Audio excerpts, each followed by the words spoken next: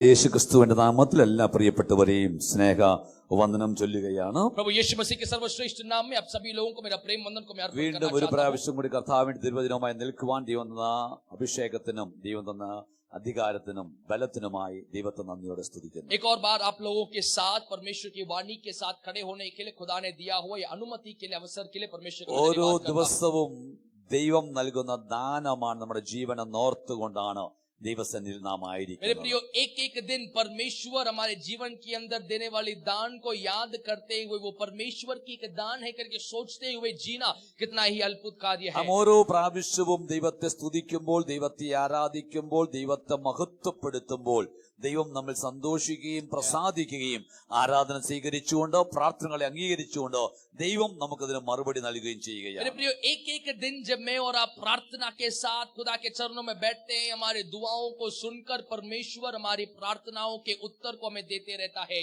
ഇവിടെ നടക്കുന്ന ഓരോ കാര്യങ്ങളും അപ്പോൾ അപ്ഡേറ്റ് ചെയ്യുന്നുണ്ട്. പ്രത്യേകിച്ചും അപ്ഡേറ്റ് ചെയ്യുന്ന മീഡിയ ടീമിനെ ഓർത്ത് ഞാൻ ദൈവത്തെ നന്ദിയോടെ यहाँ पर സ്തുതിക്കുന്നു. होने वाले हर एक बात हमारे सोशल मीडिया प्लेटफॉर्म में अपडेट होते रहता है। अब तक नहीं जुड़े हैं तो जुड़ने पाए और हमारे मीडिया टीम के लिए खुदा का धन्यवाद करना चाहते हैं। ബാംഗ്ലൂർ റിലാക്സേഷൻ ആയിട്ടുണ്ടോ, ആരാധനാലയങ്ങൾ തുറക്കുവാനുള്ളതോ, പക്ഷെ അതിന്റെ ക്ലിയർ കട്ട് ആയിട്ടുള്ള ഡെസിഷൻസ് ലഭിച്ചതിന് ശേഷം അടുത്ത ഞായറാഴ്ച നമ്മൾ ഫിസിക്കലായി ഒന്ന് വരുമോ ഇല്ലയോ എന്നുള്ളത് ഈ ദിവസങ്ങളിൽ സൂമിൽ മീറ്റിംഗിൽ അറിയിക്കുന്നതായിരിക്കും. मेरे प्रियो, बैंगलोर के अंदर जरा सा रिलैक्सेशन चर्चेस के लिए भी हो रहा है, लेकिन सही तो आपके गवर्नमेंट गाइडलाइंस को मैं पढ़ने के बाद, मेरे पास मिलने के बाद हमारे जूम प्लेटफॉर्म में मैं आपको बताऊंगा कि क्या हम लोग चर्च के आराधना के अंदर अगले संडे से आ सकते हैं या नहीं आ सकते हैं। കർത്താവിന്റെ കൃപയാൽ ആരംഭിച്ചിരിക്കുന്ന മറ്റെല്ലാ ഇതിന്റെ പ്രവർത്തനങ്ങൾക്കുമായി ദൈവത്തെ നന്ദിയോടെ परमेश्वर की कृपा से, परमेश्वर की आत्मा के जरिए चलाए जाने वाले कलीसिया के हर एक एक्टिविटीज के लिए खुदा बाप का धन्यवाद करना चाहते हैं। സൺഡേ സ്കൂളും നമ്മുടെ സൂം പ്ലാറ്റ്ഫോമിൽ ഓൺലൈനിൽ അടുത്ത 6 മാസത്തേക്കെങ്കിലും ഫിസിക്കലി സൺഡേ സ്കൂൾ നടത്താതെ സൂം പ്ലാറ്റ്ഫോമിൽ ഓൺലൈനിൽ നടത്തുവാനുള്ള ക്രമീകരണങ്ങൾ നടന്നുകൊണ്ടിരിക്കുന്നു. माता पिताओं के लिए हम एक बात कहना चाहते हैं, हमारे कलीसिया के जो संडे स्कूल है उसको हम ऑनलाइन प्लेटफॉर्म में करना चाहते हैं। अगले एटलीस्ट 6 महीने जो है कंप्लीटली ऑनलाइन प्लेटफॉर्म में जूम के जरिए आपके बच्चों तक संडे स्कूल लेके आएंगे। സൺഡേ സ്കൂൾ ടീച്ചർ ആകുവാൻ താല്പര്യമാണെന്ന് കാണിച്ചുകൊണ്ട് അറിയിക്കപ്പെട്ടിരിക്കുന്ന ക്വാളിഫിക്കേഷൻ അനുസരിച്ചോ ചിലർ മുൻപോട്ട് വന്നിട്ടുണ്ട്. അവർക്കുള്ള ക്ലാസുകളും മറ്റും തുടർ ദിവസങ്ങൾ നടത്തുന്നതായിരിക്കും. അവരെ ഓർത്തോ ദൈവത്തിന് നന്ദി കരേറ്റുക. संडे स्कूल को पढ़ाने के लिए अध्यापक के तौर पर अपने आप को नॉमिनेट किए हुए कई सारे लोग हैं और उन लोगों के लिए कई ऑनलाइन ट्रेनिंग भी हम लोग अरेंज कर रहे हैं, इसलिए खुदा का धन्यवाद होने पाए।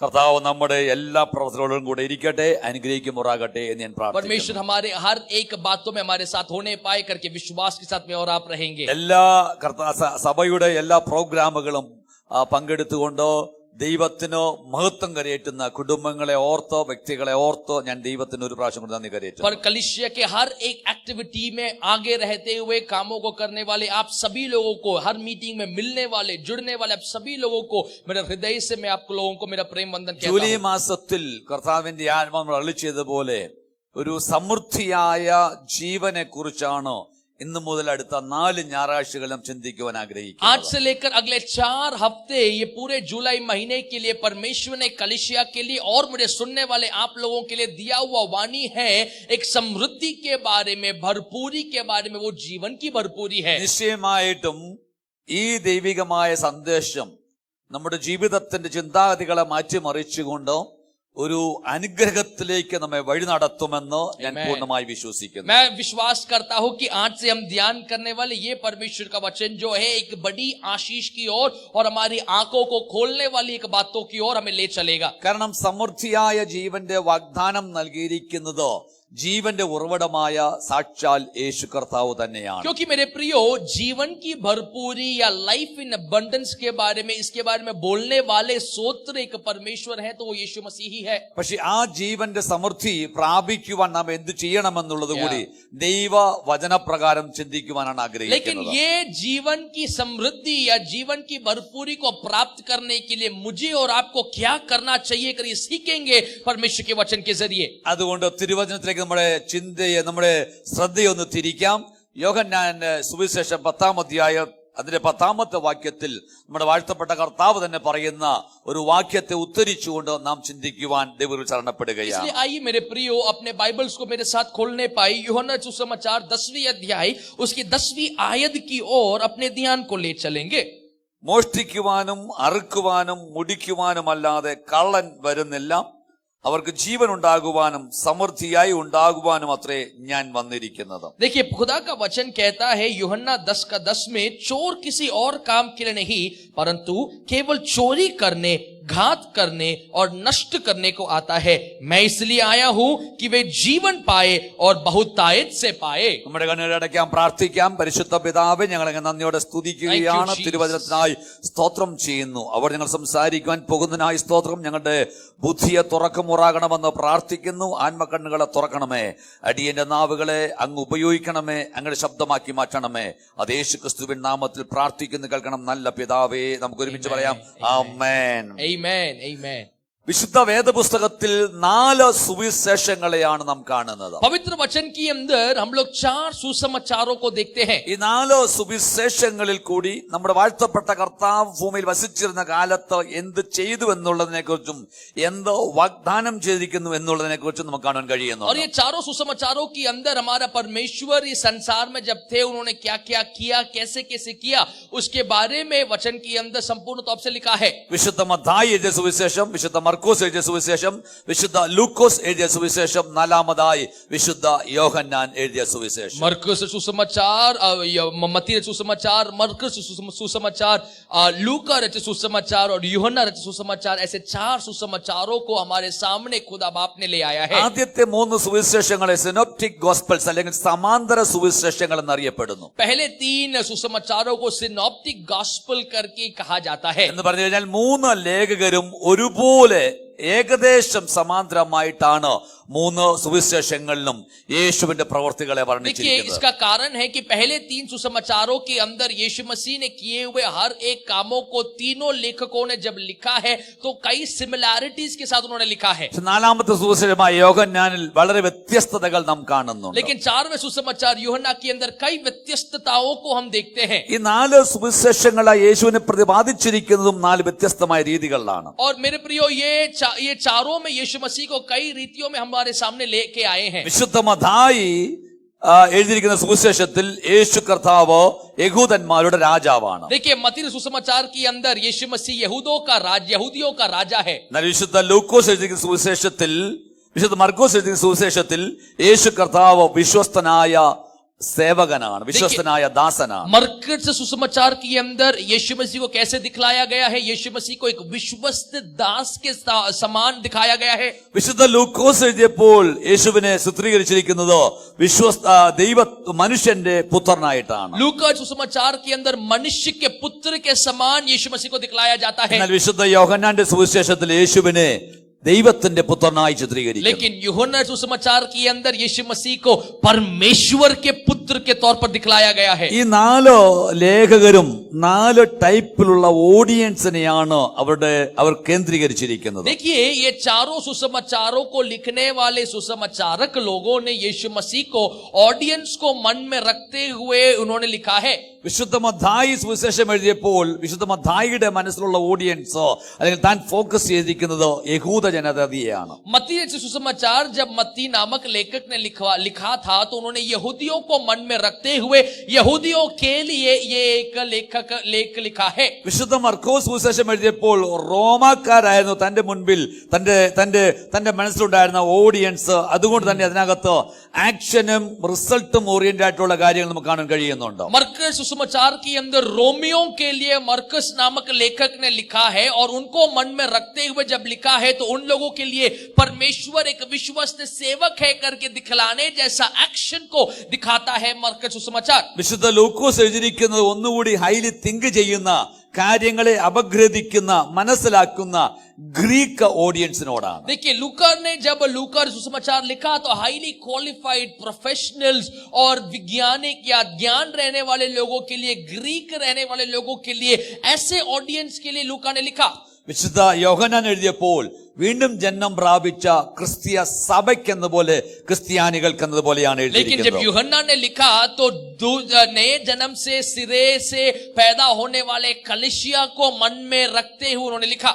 ചിലർ ഇപ്രകാരം ചോദ്യം ചോദിക്കുന്നത് കേട്ടിട്ടുണ്ട്. യേശു എവിടെയെങ്കിലും ഞാൻ തന്നെ ആകുന്നു ദൈവം എന്ന് പറഞ്ഞ് വിശുദ്ധ വേദപുസ്തകത്തിൽ രേഖപ്പെടുത്തിയിട്ടുണ്ടോ എന്ന്. देखिए कई लोग सवाल पूछते हैं क्या यीशु मसीह ने कभी कहा है कि मैं ही परमेश्वर हूँ. വിശുദ്ധ വേദപുസ്തകത്തിൽ 4 സുവിശേഷങ്ങൾ വ്യക്തമായി പഠിച്ചു കഴിഞ്ഞാൽ യേശു കർത്താവ് 100% മനുഷ്യനും 100% ദൈവവുമായിരുന്നു എന്ന് നമുക്ക് മനസ്സിലാകും. देखिए लेकिन चारों सुसमाचारों को जब आप ध्यान से पढ़ोगे तब आप समझ में आएगा कि यीशु मसीह के बारे में हम समझते हैं कि वो 100% इंसान भी थे, 100% भगवान भी थे. അതിനേക്കാൾ ഉപരിയായി ഞാനാകുന്നവൻ ഞാനാകുന്നു എന്ന് പഴയ നിയമത്തിൽ മോശയോട് അരുളിച്ചെയ്ത അതേ ശബ്ദം 7 പ്രാവശ്യം വിശുദ്ധ യോഹന്നാനിൽ ആവർത്തിച്ചിരിക്കുന്നത് നമുക്ക് കാണാൻ കഴിയുന്നുണ്ട്. साथ ही साथ पुराने नियम के अंदर यहोवा परमेश्वर उन्होंने उपयोग किया हुआ शब्द मूसा के सामने मैं जो हूं सो हूं करके रहने वाला शब्द हम देखते हैं कि यीशु मसीह वही शब्द को यूहन्ना सुसमाचार के अंदर हम देखते हैं कि 7 बार उपयोग किया गया है.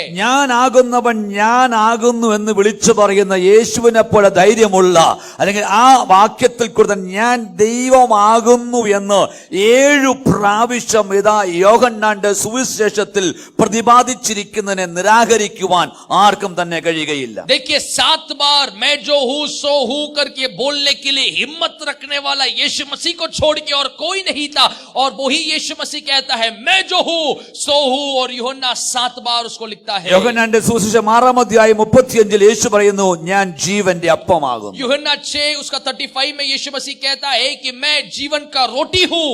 യോഹന്നാന്റെ സുവിശേഷം 8:12 യേശു പറയുന്നു ഞാൻ ലോകത്തിന്റെ വെളിച്ചമാകുന്നു. यूहन्ना 8 उसका 12 में यीशु मसीह कहता है मैं जगत का ज्योति हूं. 10:9 യേശു പറയുന്നു ഞാൻ ആടുകളുടെ വാതിലാകുന്നു. 10 का 9 में यीशु मसीह कहता है मैं भेड़ों का दरवाजा हूं. 10:11 യേശു പറയുന്നു ഞാൻ നല്ല ഇടയനാകുന്നു. 10 का 11 में यीशु मसीह कहता है मैं एक अच्छा चरवाहा हूं. 11:25 യേശു പറയുന്നു ഞാൻ തന്നെ പുനരുത്ഥാനവും ജീവനുമാകുന്നു. 11 का 25 में यीशु मसीह कहता है मैं ही पुनरुत्थान और मैं ही जीवन हूं. 14:6 യേശു പറഞ്ഞു ഞാൻ തന്നെ വഴിയും സത്യവും ജീവനുമാകുന്നു. देखिए यूहन्ना 14 उसके 6 में यीशु कहता है मैं ही मार्ग मैं ही सत्य मैं ही जीवन हूं. 15:1 യേശു പറഞ്ഞു ഞാൻ തന്നെ സാക്ഷാൽ മുന്തിരിവള്ളിയാകുന്നു. और 15 के 1 में यीशु कहता है मैं ही सच्चा दाख लता हूं. ഇതിനേക്കാൾ വലുതായ തെളിവ് എന്താ വേണ്ടത്? യേശുവിന്റെ വാക്കുകൊണ്ട് യേശു പറഞ്ഞത് ഞാനാകുന്നവൻ ഞാനാകുന്നു. അതെ ഞാൻ പരിപൂർണമായി വിശ്വസിക്കുന്നു യേശു അല്ലാതെ വേറൊരു ദൈവം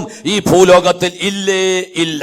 देखिए इतने रेवलेशंस के द्वारा यीशु मसीह में जब बतलाता है तो क्यों डाउट करे कि यीशु मसीह ही परमेश्वर है, क्योंकि यीशु कहता है मैं जो हूं सो हूं. മത്തായിയും മർക്കോസും ലൂക്കോസും യേശുവിന്റെ സുവിശേഷ പ്രവർത്തനത്തെ ജീവിതത്തെ ഗലീലയിലും ശമരിയിലുമായി കാണിക്കുമ്പോൾ വിശുദ്ധ യോഹന്നാൻ തന്റെ അധിക സമയവും യെരുശലേമിൽ താൻ ചെലവഴിച്ചതായി കാണിക്കുകയാണ്. देखिए मत्ती मरकुस और लूकोस यीशु मसीह के जीवन के बारे में जब लिखे हैं तो गलील और यरूशलेम के बारे में उन्होंने दोनों को तो समरिया के बारे में तुलना करके लिखा है. लेकिन जब यूहन्ना ने लिखा तो यूहन्ना मेनली यीशु मसीह के सेवक है जो यरूशलेम के अंदर था उसके बारे में लिखा है. യോഹന്നാൻ 1:1 തന്നെ വളരെ വ്യത്യസ്തമായി തുടങ്ങുന്നു.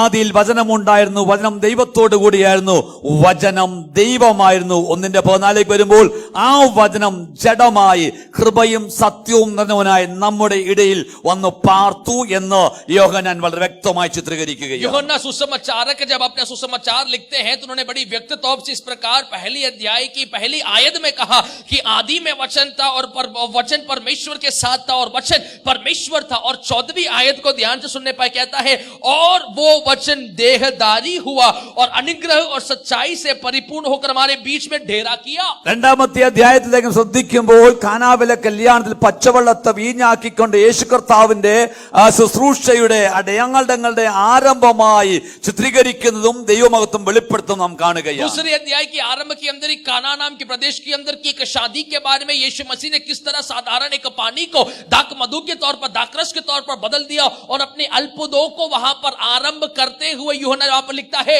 ഇതൊക്കെ പറഞ്ഞുകൊണ്ടിരിക്കുമ്പോൾ കഥ കേട്ടുകൊണ്ടിരിക്കുന്ന പോലെ കേട്ടുകൊണ്ടിരിക്കുവാനുള്ള ഇതെല്ലാം ഹൃദയത്തിനകത്ത് കയറുമ്പോൾ ഇന്ന് പകൽക്കാലവും നിങ്ങളുടെ ജീവിതത്തിനകത്ത് ചില അത്ഭുതങ്ങൾ നടക്കുവാൻ പോകുകയാണ്. ये जब बातों को मैं यीशु के बारे में बोलूं तो मैं एक कथा बोलने जैसा, आप लोग सुनने वालों जैसा मत बैठो, बल्कि विश्वास के साथ सुनने पाए कि ये जो कथाएं जो बोल रहे हैं सच है और मेरे जीवन के अंदर भी यीशु ये अद्भुत करेगा।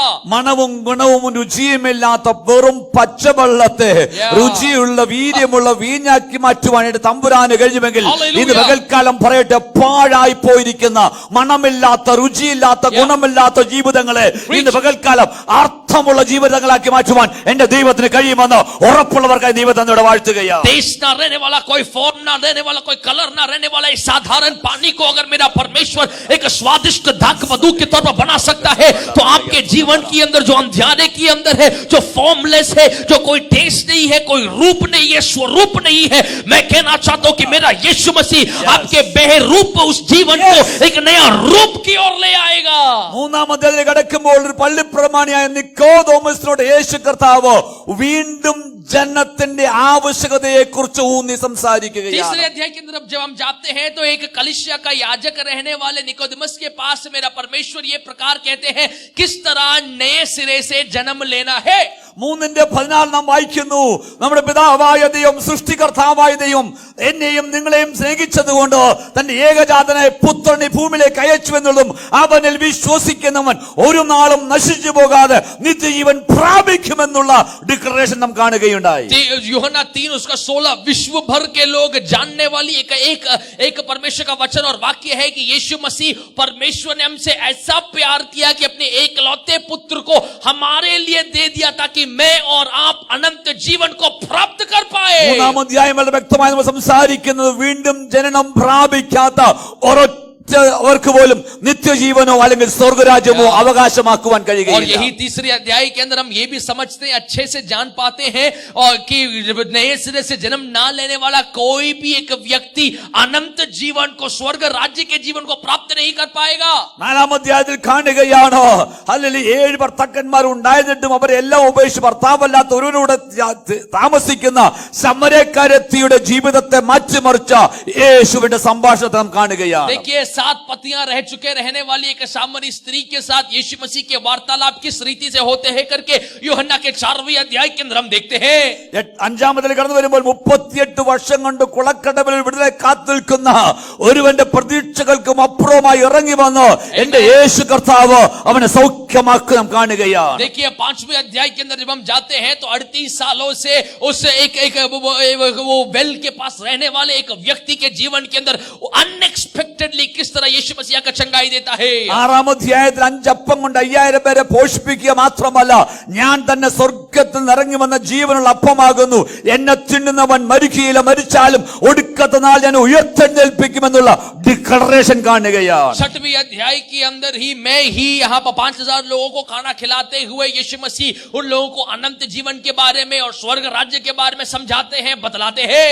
7-ാം അധ്യായത്തിൽ കാണുകയാണ്, ഹല്ലേലൂയ, ദാഹിക്കുന്നവനെല്ലാം എന്റെ അടുക്കൽ കടന്നു വരട്ടെ, തിരുവെഴുത്തുകൾ പറഞ്ഞതുപോലെ ജീവജല നദികൾ അവന്റെ ഉള്ളിൽ നിന്ന് പുറപ്പെടുമെന്ന് യേശു പറയുകയാണ്. 7वें अध्याय के अंदर यीशु मसीह कहता है जो भी प्यासे हैं मेरे पास आओ, क्योंकि जीवन का सोता, जीवन का जल तुम्हारे अंदर से फूटेगा.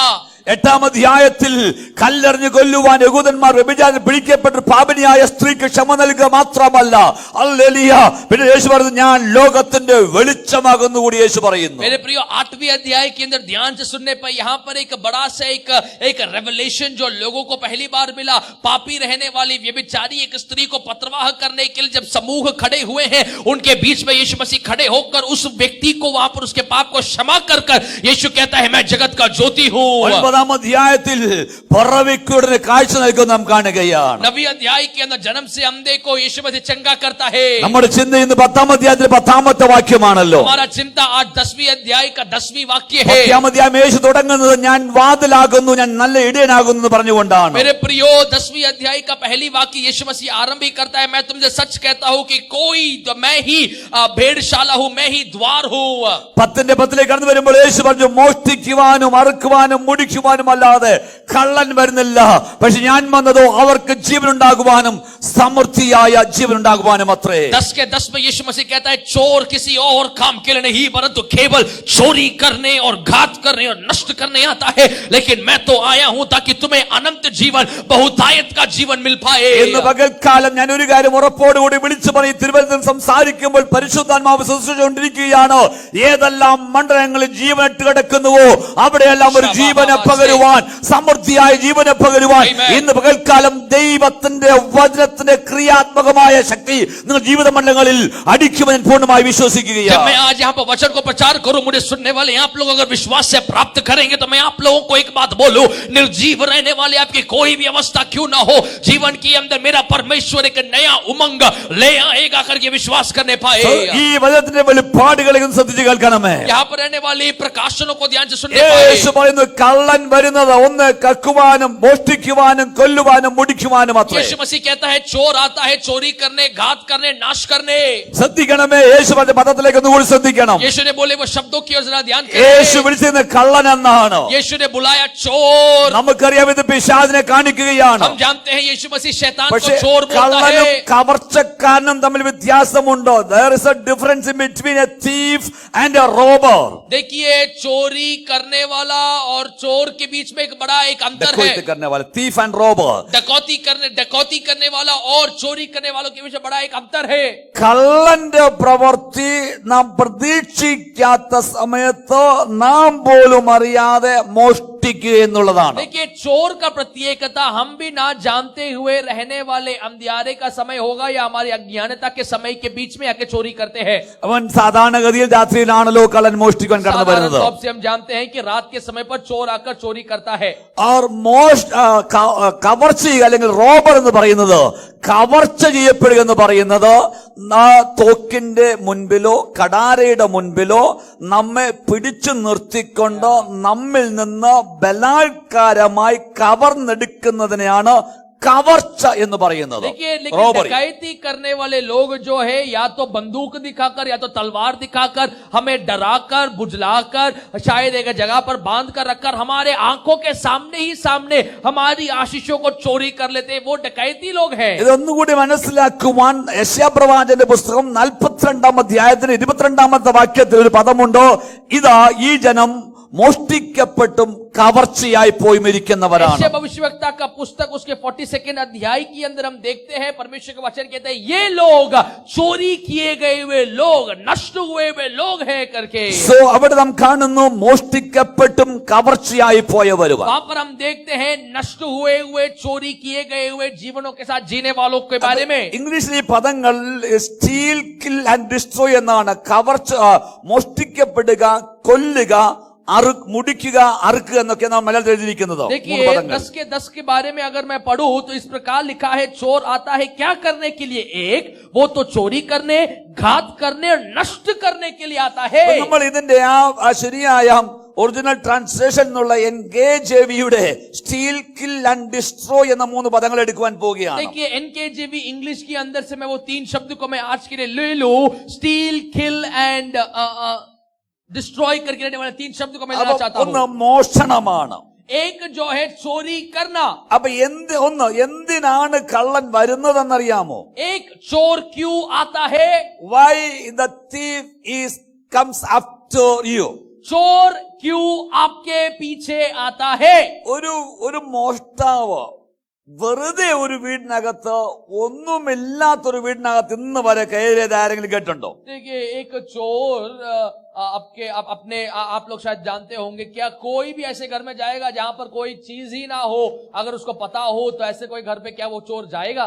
സോ എന്തെങ്കിലും വിലപിടിപ്പുള്ള സാധനങ്ങൾ ആ വീട്ടിൽ ഉണ്ടെന്ന് അറിഞ്ഞുകൊണ്ടാണ്, അല്ലെങ്കിൽ ഉണ്ടെന്നുള്ള പ്രതീക്ഷയിലാണ് ഒരു മോഷ്ടാവ് ഒരു വീടിനകത്ത് കടക്കുന്നത്. कोई बहुमूल्य चीज एक घर के अंदर है करके जानने के बावजूद एक चोर उस घर के अंदर, ये जगह के अंदर प्रवेश करता है. എന്തുകൊണ്ടാണ് ഒരു മോഷ്ടാവൽ ഒരു കള്ളൻ നമ്മുടെ പുറകെ വരുന്നത്, നിങ്ങളുടെ പുറകെ വരുന്നത്? क्यों एक चोर चोरी करने के लिए आपके पीछे आता है? അവൻ ഒരു കാര്യം വളരെ വ്യക്തമായി അറിയാം, നിങ്ങളിൽ എന്തോ വിലപിടിപ്പുള്ള ഒന്നുണ്ട്. Amen. क्योंकि वो जानता है कि आपके अंदर कुछ तो बहुमूल्य നിങ്ങളുടെ है. വിശ്വാസം വിലപിടിപ്പുള്ളതാണ്. आपका विश्वास बहुमूल्य നിങ്ങളുടെ है. ദൈവിക ആശ്രയം വിലപിടിപ്പുള്ളതാണ്. आपका परमेश्वर में रहने वाली आसरा बहुमूल्य है. ജീവിത വിശുദ്ധി വിലപിടിപ്പുള്ളതാണ്. आपका पवित्रताई बहुमूल्य है. പ്രാർത്ഥന വിലപിടിപ്പുള്ളതാണ്. आपका प्रार्थना बहुमूल्य നിങ്ങളുടെ है. ആരാധന വിലപിടിപ്പുള്ളതാണ്. आपकी आराधना बहुमूल्य है. ഓ, നിങ്ങൾ ദൈവത്തിൽ പ്രത്യാശ വെച്ചിരിക്കുന്ന പ്രത്യാശ വിലപിടിപ്പുള്ളതാണ്. परमेश्वर में आप लोगों ने रखा हुआ प्रत्याशा जो है बहुमूल्य है. നിങ്ങളുടെ അകത്ത് ദൈവം ഡിപ്പോസിറ്റ് ചെയ്തിരിക്കുന്ന ആ ദൈവിക വരദാനങ്ങൾ വിലപിടിപ്പുള്ളതാണ്. आपके अंदर परमेश्वर ने डिपॉजिट किया हुआ खुदा का वरदान जो है बड़ा ही बहुमूल्य है. നിങ്ങളെ ദൈവം ചെയ്ത അഭിഷേകം വിലപിടിപ്പുള്ളതാണ്. खुदा ने आपको दिया वो अभिषेक बहुमूल्य है. ഇതിനെ നിങ്ങൾ പോലും അറിയാതെ ഒന്നുകിൽ ഒരുമിച്ചോ അല്ലെങ്കിൽ അല്പമായി മോഷ്ടിച്ച് ചോർത്തി കളയുവാനുമാണ് പിശാച് നിങ്ങളുടെ പുറകെ വരുന്നത്. ये आप भी ना जानते हुए आपके अंदर से चुराने के लिए शैतान अपने युक्तियों के साथ आपके पास आता है.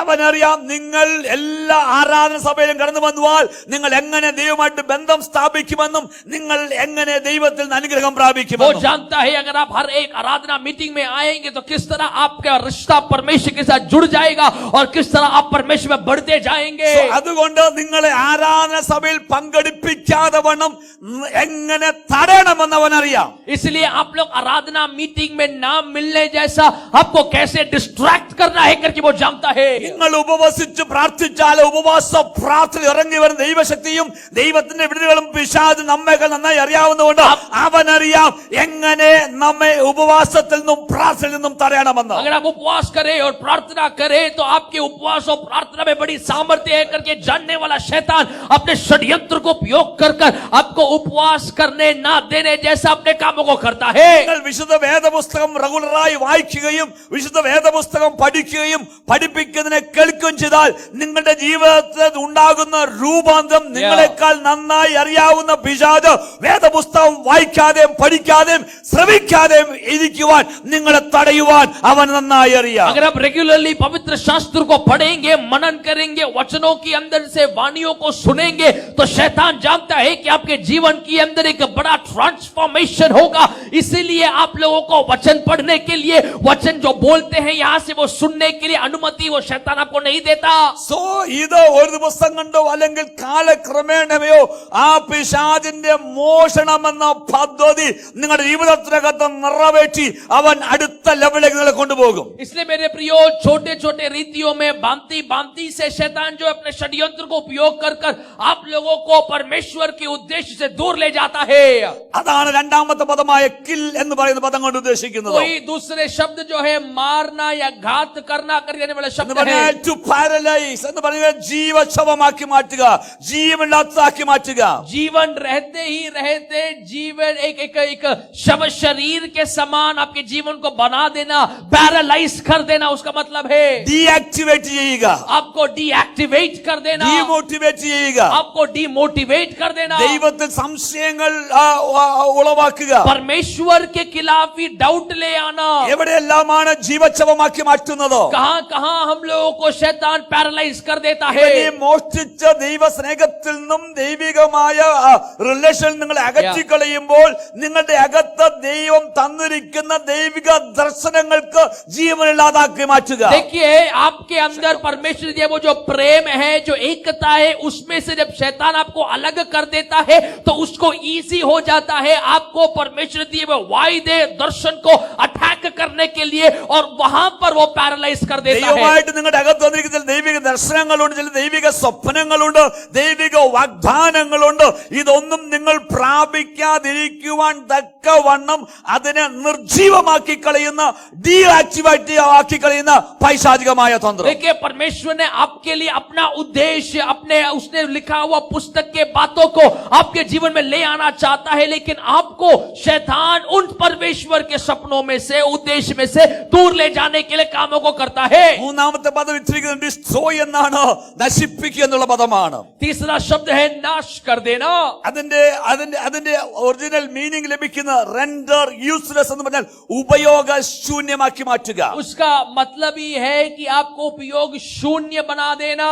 നിങ്ങളുടെ കുടുംബ ബന്ധങ്ങൾ ഉപയോഗശൂന്യമാക്കി മാറ്റുക. आपका पारिवारिक रिश्ते को उपयोग शून्य बना देना। കുടുംബമുണ്ടോ എങ്കിലും കുടുംബ ബന്ധങ്ങൾ ഉപയോഗശൂന്യമാണ്. परिवार तो है लेकिन परिवार के अंदर वो रिश्ता नहीं है। സഹോദര ബന്ധങ്ങൾ ഉപയോഗശൂന്യമാക്കി മാറ്റുക. भाइयों के बीच में वो रिश्ते को नष्ट कर देते സുഹൃത്ത് हैं। ബന്ധങ്ങളെ ഉപയോഗശൂന്യമാക്കി മാറ്റുക. मित्रता के बीच का रिश्ते को नष्ट कर देते നിങ്ങളുടെ हैं। ആരോഗ്യത്തെ ഉപയോഗശൂന്യമാക്കി മാറ്റുക. आपके हेल्थ को नष्ट कर देते നിങ്ങളുടെ हैं। വെൽത്തിനെ, നിങ്ങളുടെ ധനത്തെ ഉപയോഗശൂന്യമാക്കി മാറ്റുക. आपके धन को, फाइनेंस को, आर्थिक अवस्थाओं को नष्ट कर देते ഇങ്ങനെ हैं। ഏതെങ്കിലും മണ്ഡലങ്ങളിൽ ആയിരിക്കുന്നവരോട് പറയുവാൻ ഒരു സദ്വർത്തമാനം എന്നുണ്ടോ? मेरे प्रियो, ऐसे मंडलों में रहने वाले कोई भी मुझे सुन रहे हैं तो आपको बोलने के लिए खुशखबरी है। യേശു പറഞ്ഞു, കള്ളൻ വരുന്നത് മോഷ്ടിക്കുവാനും അറുക്കുവാനും മുടിക്കുവാനുമാണ്. हाँ, यीशु कहता है चोर तो आता है चोरी करने, घात करने और नष्ट करने। പക്ഷെ ഞാൻ വന്നത് അവർക്ക് ജീവൻ ഉണ്ടാകേണ്ടതിനാണ്. लेकिन यीशु ने कहा मैं तो आया हूँ उनको समृद्धि का जीवन देने। ജീവൻ എന്ന് പറഞ്ഞ ശേഷം യേശു പറഞ്ഞു, ജീവൻ ഉണ്ടാകേണ്ടതും സമൃദ്ധിയായ ജീവൻ ഉണ്ടാകേണ്ടതും. यीशु कहता है जीवन होने के लिए और साथ ही साथ बहुतायत का जीवन मिलने के ഇന്ന് लिए। പകൽക്കാലം വിശ്വസിക്കുന്ന ആരാണ് അവര്? ऐसे विश्वास करने वाले कौन है मेरे साथ? യേശു ഉദ്ദേശിക്കുന്ന അവർ എന്ന് പറയുന്നത് ആരാണ്? when Jesus speak about they to have life എന്ന് പറയുമ്പോൾ ആരെയാണ് ദൈവം यीशु ഉദ്ദേശിക്കുന്നത്? मसीह जब कहता है उन लोगों को जीवन देने के, तो वो उन लोग कौन है? ഇന്ന് എന്നെ കേൾക്കുന്ന നിങ്ങളെ കുറിച്ചാണ് ദൈവം പറഞ്ഞിരിക്കുന്നത്. मुझे आज सुनने वाले आप लोगों के बारे में मेरा यीशु कहता है। അതിന്റെ അടുത്ത ലെവലിലേക്ക് കയറിയപ്പോൾ ഇതേ യോഹന്നാൻ 1:8 വിളിച്ചു പറഞ്ഞു. पहली यूहन्ना 3 उसकी 8 में कहता है। അടുത്ത റെവലേഷൻ വിളിച്ചു एक പറഞ്ഞു. अगला प्रकाशन कहते हैं। യോഹന്നാൻ അടുത്ത വെളിപ്പാട് വിളിച്ചു പറഞ്ഞു. यूहन्ना एक प्रकाशन कहता है। മനുഷ്യപുത്രൻ പിശാചിന്റെ പ്രവർത്തികളെ അഴിപ്പാനാണ് പ്രത്യക്ഷനായത്. मनुष्य का पुत्र शैतान के षड्यंत्र को उतार फेंकने के लिए प्रकट हुआ ഇന്ന് है। പകൽക്കാലം എന്നെ കേൾക്കുന്ന ദൈവത്തിന്റെ പൈതലേ, मुझे सुनने वाले मेरे प्रिय, കഴിഞ്ഞ കാലങ്ങളിൽ പിശാച് മോഷ്ടിച്ചതിനെ, അറുത്തതിനെ, മുടിച്ചിട്ടതിനെ ജീവൻ നൽകുവാൻ എന്റെ യേശു വന്നിരിക്കുകയാ. पिछले दिनों में शैतान ने जो भी आपके जीवन में, आपके परिवार में, आपके जीवन के अंदर से नष्ट किया है, घात किया है, चोरी किया है, उसको वापस देने के लिए मेरा यीशु आया था। യേശു വന്നതിനെ കുറിച്ച് യേശു പറഞ്ഞു, यीशु का उद्देश्य है ഞാൻ വന്നിരിക്കുന്നത്. मैं जो आया हूँ। കള്ളനെ കുറിച്ച് പറഞ്ഞു, കള്ളൻ വരുന്നതെന്നാ പറഞ്ഞിരിക്കുന്നത്. चोर के बारे में चोर जब आएगा तो कहा है, പക്ഷെ യേശു പറഞ്ഞു, ഞാൻ വന്നിരിക്കുന്നത്. लेकिन यीशु ने कहा मैं आया हूँ। എന്താണ് അതിന്റെ റെവലേഷനോ? उसका प्रकाशन क्या है? സ്വർഗ്ഗത്തിന്റെ മഹിമയെ വെടിഞ്ഞ് स्वर्ग के महिमा छोड़ ദേശത്തിൽ മനുഷ്യനായി വിളങ്ങി संसार के अंदर मनुष्य ഈ बनकर താണ ഭൂമിയിലേക്ക് താണിറങ്ങി വന്ന് ये नीच भूमि में उतर के आकर 33 വർഷക്കാലം മനുഷ്യനായി ജീവിച്ച 33 साल मनुष्य बनकर जीकर പൊന്തിയോസ് പിലാത്തോസിന്റെ കൈകളാൽ എന്താ പറയുന്നത്, ക്രൂശിൽ തറയ്ക്കപ്പെടുവാനുള്ള ആ ശിക്ഷ പ്രാപിച്ചു. पोंतियस पायलट के हाथों जरिए जजमेंट को प्राप्त किया। कौन सा? कलवारी के क्रूस में मरने वाला। ഓ കൽവറിയുടെ ക്രൂശിൽ മൂന്നാണികളിൽ തറയ്ക്കപ്പെട്ട, മരിച്ചു, അടക്കപ്പെട്ട, മൂന്നാം നാൾ ഉയർത്തെഴുന്നേറ്റു. पल कलवारी के क्रूस में 3 खीलों में ठोककर मेरा यीशु मसीह को टांगने के बावजूद उसको गाड़ा गया അവർ ഉയർത്തെഴുന്നേറ്റ് और जी उठकर ദൈവത്തിന്റെ വലത്തുഭാഗത്ത് സിംഹാസനസ്ഥനായി ഇന്നും ജീവനോട് ഇരിക്കുന്നവൻ വിളിച്ചു പറയുന്നു, ഞാൻ വന്നത് നശിപ്പിക്കുവാനല്ല, മുടിക്കുവാനല്ല, തകർക്കുവാനല്ല. പിശാച് തകർത്തിട്ടിരിക്കുന്നതിന്, പിശാച് മുടിച്ചിട്ടിരിക്കുന്നതിന്, പിശാച് നശിപ്പിച്ചിരിക്കുന്നതിന് ജീവൻ നൽകുവാനോ. मारा हुआ, गाड़ा गया हुआ, तीसरे दिन जी उठा हुआ मेरा यीशु मसीह यहोवा पिता परमेश्वर के दाहिनी ओर जाकर बैठकर यही कहता है, मैं जो भूमि में आया, चोर ने जो भी नष्ट किया तुम्हारे जीवन में, जो भी घात किया तुम्हारे जीवन में, जो भी चीजों को उसने चोरी किया तुम्हारे जीवन में, उन चीजों के बदले वापस देने के लिए, बहुतायत का जीवन देने के लिए मेरा यीशु मसीह आया है। വെറും ജീവനല്ല, സമൃദ്ധിയായ ജീവൻ. साधारण जीवन नहीं बल्कि बहुतायत का जीवन, an abundant life, एक abundance in a life, meaningful life, एक अर्थ रहने वाला a जीवन, blessed life, एक आशीषित an जीवन, overflowing life, एक भरपूरी का a जीवन, purposeful life, उद्देश्य रहने वाला a जीवन, hopeful life. आशा रहने वाला അത് जीवन, സാധാരണ ജീവിതമല്ല, वो एक साधारण जीवन नहीं, എങ്ങനെയെങ്കിലും ജീവിച്ചു മരിക്കുവാനല്ല, वो कैसे भी जी कर खत्म ജീവിതത്തിൽ പരാജയപ്പെട്ട് ജീവിക്കുവാനല്ല, जीवन के सामने पराजित होने के സകലം लिए നഷ്ടപ്പെട്ടു നമ്മൾ ജീവിക്കുവാനല്ല, सभी कुछ नष्ट होकर जीने के लिए नहीं, നഷ്ടമായതിനെ, और रब से नष्ट हुए ഒടിഞ്ഞു കിടക്കുന്നതിന്, टूटे हुए को തകർന്നു കിടക്കുന്നതിന് टूटे हुए പണിതെടുക്കുവാൻ, उसको बनाने के लिए പ്രത്യാശയില്ലാത്തതിന് आशा न रहने वालों को പ്രത്യാശ നൽകുവാൻ, आशा देने के लिए ഒരു അർത്ഥമില്ലാത്ത ജീവിതത്തിന് अर्थ न रहने वाले जीवन को അർത്ഥമുള്ള ജീവൻ കൊടുക്കുവാൻ, अर्थ देने वाला बनाकर ഉദ്ദേശമില്ലാത്ത ജീവിതത്തിന് उद्देश्य न रहने वाले जीवन ഉദ്ദേശമുള്ള को ജീവൻ കൊടുക്കുവാൻ उद्देश्य देने के എന്റെ യേശു വന്നു. लिए मेरा यीशु मसीह। ഇന്ന് പകൽക്കാലം വിശ്വസിക്കുന്നവന് വേണ്ടി कितने लोग विश्वास ഈ करेंगे വചനം ക്രിയാത്മകമായി ക്രിയ ചെയ്യുകയാ. ये वचन क्रियात्मक तौर से काम करता ഇത് है। ആത്മാവിൽ പ്രവചിക്കട്ടെ. मैं आज आत्मा में भविष्यवाणी बोलूं, എവിടെയെല്ലാം പിശാചിനെ മുടിച്ചിട്ടുണ്ടോ, जहाँ जहाँ शैतान ने तुम्हें नाश किया है, എവിടെയെല്ലാം തകർത്തിട്ടുണ്ടോ, जहाँ तुम्हें नष्ट किया है, എവിടെയെല്ലാം ഡീആക്ടിവേറ്റ് ചെയ്തിട്ടുണ്ടോ, जहाँ तुम्हें डीएक्टिवेट किया है, ഇന്ന് വീണ്ടും നീ ജീവൻ പ്രാപിക്കുന്ന, आज वापस जीवन प्राप्त करने വീണ്ടും वाला, ചൈതന്യം പ്രാപിക്കുന്ന, वापस एक नया जीवन प्राप्त വീണ്ടും करने ഒരു പുതിയ वाला, ഉദ്ദേശ ശുദ്ധിയോടുകൂടി കടന്നു വരുന്ന एक नया उद्देश्य के साथ ले आने के लिए ആ സമൃദ്ധിയുടെ ജീവൻ. वो abundance in life। നിത്യമായി സത്യമായിട്ടും ഇത് നിത്യജീവനെ കുറിച്ച് തന്നെയാണ് യേശു പറയുന്നത്. मेरे प्रियो, सही तौर से अगर आप ध्यान करेंगे तो मेरा यीशु मसीह ये अनंत जीवन के बारे में ही कहता है, eternal life. eternal life। Hallelujah. Hallelujah। പക്ഷേ ആ പദത്തോടു കൂടി തന്നെ ആത്മികവും ഭൗതികവുമായ ഒരു ജീവിതത്തെ കൂടി യേശു കർത്താവ് ഉദ്ദേശിക്കുന്നു എന്ന് ഒരു വെളിപ്പാട് ഇവിടെ പറഞ്ഞുകൊള്ളട്ടെ. देखिए, उसके साथ ही साथ यीशु मसीह एक आत्मिक और एक भौतिक जीवन के बारे में यहाँ पर कहते हैं। യേശുവിന്റെ ശുശ്രൂഷ നാം കാണുമ്പോൾ ശരിക്കും ധ്യാനിച്ചു പഠിക്കുമ്പോൾ അവൻ ആത്മമണ്ഡലത്തിൽ മാത്രമല്ല, മറിച്ച് മനുഷ്യന്റെ മാനസിക മണ്ഡലത്തിലും അവന്റെ ശാരീരിക മണ്ഡലത്തിലും ഒരുപോലെ ക്രിയാത്മകമായി ക്രിയ ചെയ്യുന്നത് നാം കാണുന്നുണ്ട്. हम देखते हैं यीशु मसीह सिर्फ आत्मिक मंडल में नहीं बल्कि मनुष्य के मानसिक और उसके मानसिक मंडल में भी काम करते हैं।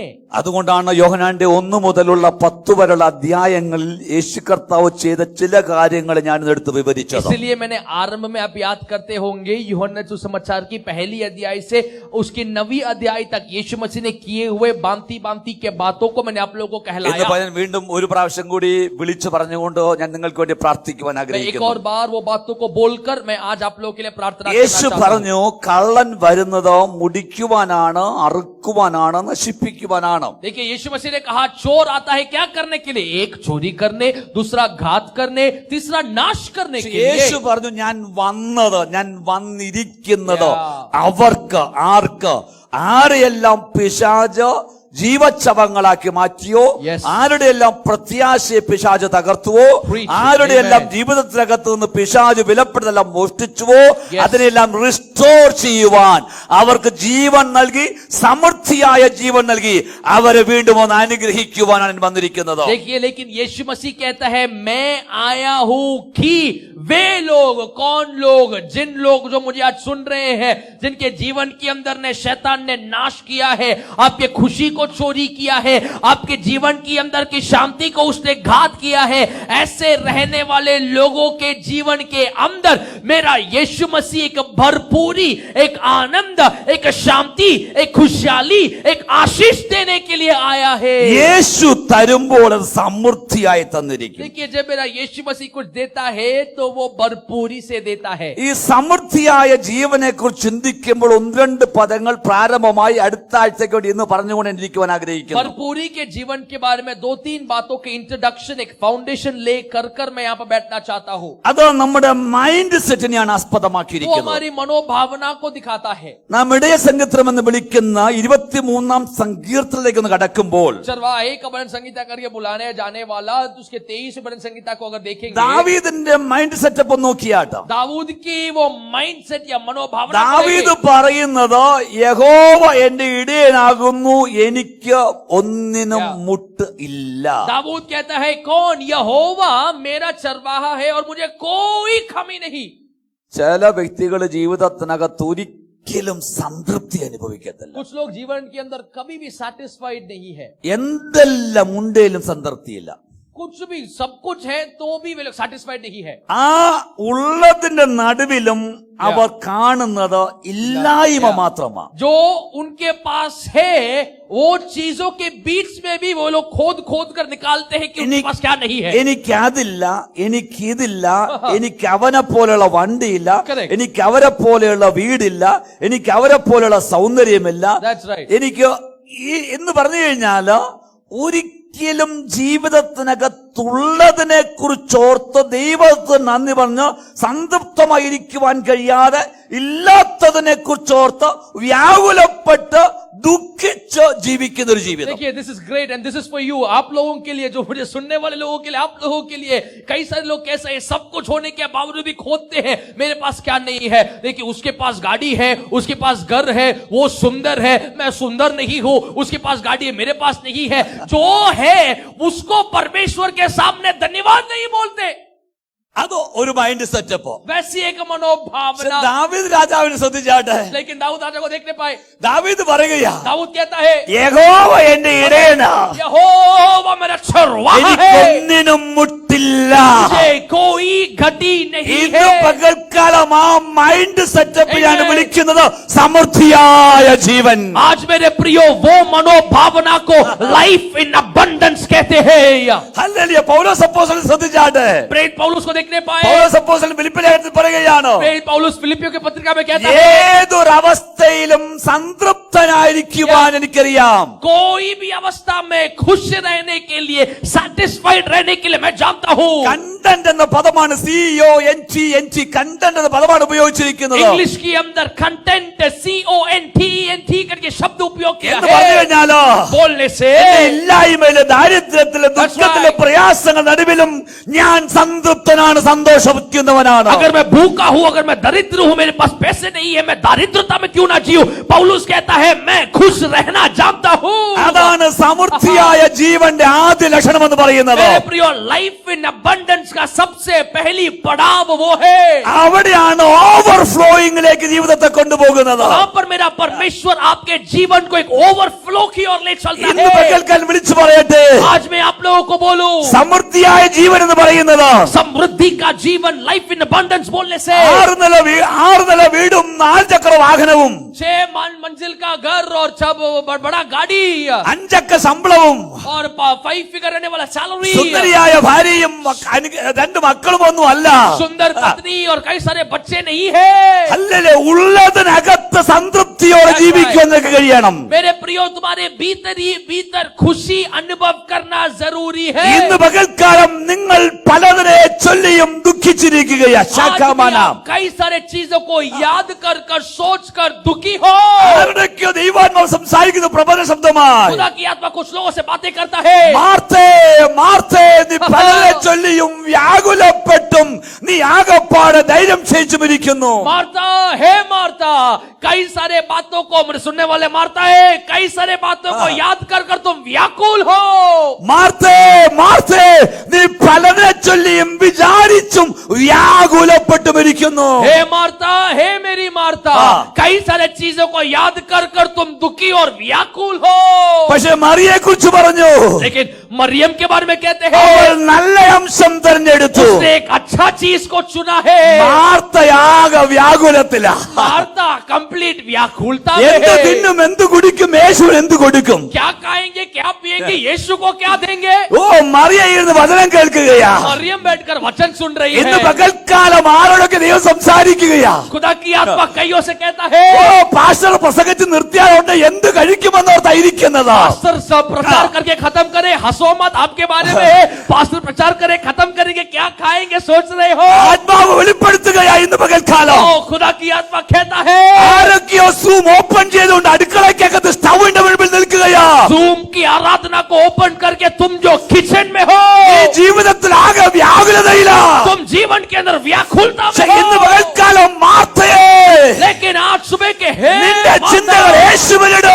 तुम्हारा चिंताओं को यीशु को दो. മറിയയെപ്പോൾ നല്ല അംശം തെരഞ്ഞെടുക്കുക. मरियम की तरह एक अच्छी चीज को चुनो. നിന്റെ മൈൻഡ് സെറ്റപ്പിനകത്ത് വ്യത്യാസം കൊണ്ടുപോവാ. हमारी माइंड सेटअप में एक बदलावट को ले आओ. എല്ലാം ഉണ്ടായിട്ടും എല്ലാവർക്കും സമൃദ്ധിയായ ജീവൻ അനുഭവിക്കുവാൻ കഴിയാതെ മൈൻഡ് സെറ്റപ്പിനകത്ത് വ്യത്യാസമില്ലാതെ ജീവിക്കുന്നവർ വിളിച്ചു പറയട്ടെ. सभी को छोड़ने के बावजूद भी मनोभावना को ना बदलते हुए व्याकुलता में जीने वाले आप लोगों से मैं बोलूं. ഞാൻ വീണ്ടും പറയട്ടെ, 6 നിലയുള്ള വീടും 4 ചക്രമുള്ള വാഹനവും 5 അക്കമുള്ള ശമ്പളവും സുന്ദരിയായ ഭർത്താവോ ഭാര്യയും അനുഗ്രഹിക്കപ്പെട്ട മക്കളും ഉണ്ടെങ്കിൽ ജീവിതത്തിൽ സമൃദ്ധി ഉണ്ടെന്ന് വിചാരിക്കരുത്. मेरे प्रिय, जैसे मैं पहले कह रहा था, 6 मंजिल का जो घर है, 4 पहिए रहने वाला गाड़ी है, 5 फिगर रहने वाला जो सैलरी है, अच्छा पत्नी, सुंदर पति, सुंदर बच्चे, ये सब जीवन का लाइफ इन अबंडेंस नहीं है.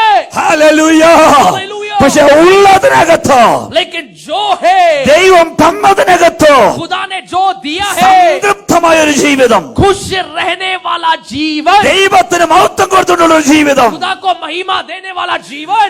ഓ ഈ ദേശത്തിൽ പരദേശിയായിട്ടാണ് ജീവിക്കുന്നത്, മറിച്ച് എനിക്ക് വേണ്ടി ഒരുക്കപ്പെട്ട നഗരം എന്നുള്ള ബോധ്യത്തോടുകൂടി ജീവിക്കുന്ന ജീവിതം. मेरे प्रियो, जो मनोभावना के साथ लोग कहते हैं मैं तो ये देश में परदेसी के समान वास करता हूँ, मेरे लिए तो मेरा खुदा बाप ने एक देश बना के रखा है. അതിനെയാണ് സമൃദ്ധിയായ ജീവൻ എന്ന് യേശു ഉദ്ദേശിക്കുന്നത്. इस मनोभावना में जीने वाले लोगों को ही यीशु मसीह जो है समृद्धि की ओर, एक नया जीवन की ओर ले चल रहा है करके हम देख पाते हैं. അങ്ങനെ തുടങ്ങുന്ന വ്യക്തിക്ക് പറയുവാൻ കഴിയും, ऐसे मनोभावना में, एटीट्यूड में, थिंकिंग प्रोसेस में चेंज लाने वालों को हम देखते हैं. तो ഒന്ന് ശ്രദ്ധിക്കണം. ध्यान करें, യോഹന്നാന്റെ സുവിശേഷം 4-ാം അധ്യായത്തിൽ വെള്ളം കോരുവാൻ വന്ന ശമര്യക്കാരത്തി സ്ത്രീയോട് യേശു പറയുമ്പോൾ ഞാനാണ് ആ ജീവജലത്തിന്റെ ഉറവിടമെന്ന യേശു പറയുന്നത്. यीशु मसीह वो शमरिया स्त्री को जो यूहन्ना 4 के अंदर कहता है कि मैं ही जीवन का जल हूँ. വെളിപ്പാട് ശ്രദ്ധിക്കണം, ഫസ്റ്റ് സ്റ്റെപ്പാ. वो ध्यान करने पर वो फर्स्ट स्टेप है. പക്ഷെ 7-ാമത്തേക്ക് വരുമ്പോൾ लेकिन 7वें अध्याय में जब हम आते हैं, യേശു എന്താ പറയുന്നത്? यीशु क्या कहता है? എന്നിൽ വിശ്വസിക്കുന്നവന്റെ ഉള്ളിൽ നിന്ന് തിരുവെഴുത്തുകൾ പറയുന്ന പോലെ ജീവജലത്തിന്റെ നദികൾ ഒഴുകുമെന്ന്. देखिए, यीशु कहता है 7वीं अध्याय के अंदर, जो मुझ में विश्वास करता है, जैसे लिखा है वैसे उनके अंदर में से जीवन का जल की सोता फूट निकलेगा. ഓവർഫ്ലോയിങ് ആയിട്ട് നടക്കും. देखिए, वो एक ओवरफ्लो होगा. നമുക്ക് അടുത്ത ആഴ്ച ചിന്തിക്കാം. अगले दिन चिंता करेंगे. യേശു പറഞ്ഞു, यीशु ने बोला, കള്ളൻ വരുന്നത് चोर आता है മോഷ്ടിക്കുവാനും അറുക്കുവാനും മുടിക്കുവാനുമാണ്. चोरी करने, घात करने और नाश करने के लिए. ഇന്ന് പകൽക്കാലം ഞാൻ ആത്മാവിൽ പ്രവചിക്കട്ടെ, आज सुबह में मैं आप लोगों से कहना चाहता हूं, എന്തെല്ലാം പിശാചം മോഷ്ടിച്ചോ അറുത്തോ മുടിച്ചോ അതിനെ തിരിച്ചു പിടിക്കുന്ന മാസമായി ഈ മാസം നിങ്ങളുടെ ജീവിതത്തിൽ സംഭവിക്കും. मेरे प्रिय, शैतान ने जो भी आपके जीवन से चुराया है, नष्ट करवाया है, ये महीना वो महीना होगा जहां पर हम एक साथ मिलकर परमेश्वर में उन चीजों को प्राप्त करेंगे. God bless you. खुदा हम सभी